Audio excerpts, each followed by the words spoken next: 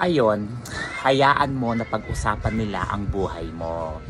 Isa lang ang ibig sabihin nun, na ikaw ang bida sa storya, 'di ba? Kasi kung hindi ka pag-uusapan, walang magandang bagay kang maririnig sa mga taong naninira sa iyo. 'Di ba? Yung nagbibigay pa sila ng oras para pag-usapan ka. Ganun na ba ka-espesyal ang buhay mo para ikaw ay pag-usapan nila? Oo, kaya ako pinag-uusapan ako ng ibang tao.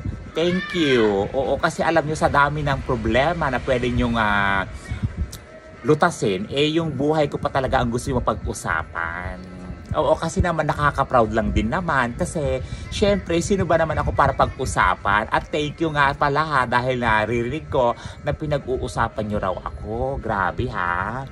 Syempre thank you naman dahil sa inyo lalo akong nakikilala, pinag-uusapan. Oo.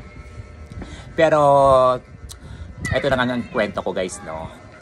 Bakit kaya maraming tao dito sa mundo, oo, kahit saan, na gumagawa ng kwento, o ng mga pwedeng ikasira ng ibang tao? Kasi nga basher yan. Ang mga basher, never po yung matutuwa sa lahat ng mga achievement mo sa buhay. Diba? Kaya kung may mga tao kang naririnig o may mga nalalaman kang kwento na ikaw ay sinisiraan o hindi natutuwa sa mga achievement mo sa buhay, hayaan mo lang sila. Diba? Talagang never matutuwa ang mga taong yan sa mga nakukuha mong biyaya, achievement sa buhay.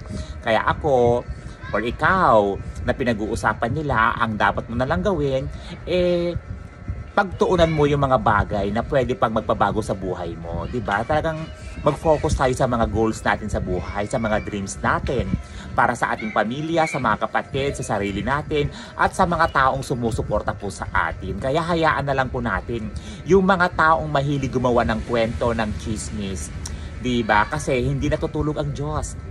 Hayaan natin ang karma ang bumalik sa kanila.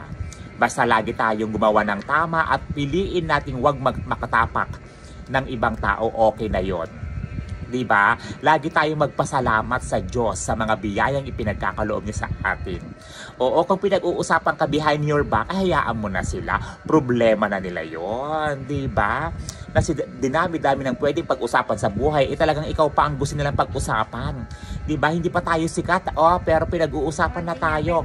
Nakakaloka. Kaya thank you so much po ha sa mga taong pinag-uusapan ako. Bongga yan. Ipagpatuloy niyo yan ha hanggang ako ay maging superstar ng buhay ninyo. Ganon. Nakakaloka. Kaya ang dapat natin gawin, wag tayo magpapapekto sa mga taong ganyan. Maraming ganyan sa paligid, kaya hayaan na lang natin. Diba? Basta tayo, focus on the goal. Diba? Kaya bongga. Kaya sabi nga ng Diyos, kung sino ang ibinababa, ang siyang itinataas ng Diyos. Kaya matuto tayo magpakumbaba at hayaan natin yung mga ganyang klase ng tao. Diba? Kaya ako, talaga nga namang tinatawanan ko na lang. Basta focus ako sa goal. Diba? Kaysa may stress ako,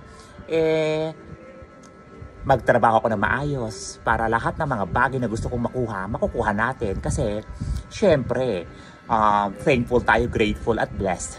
Diba? Kaya thank you so much, Lord, for all the blessings in life.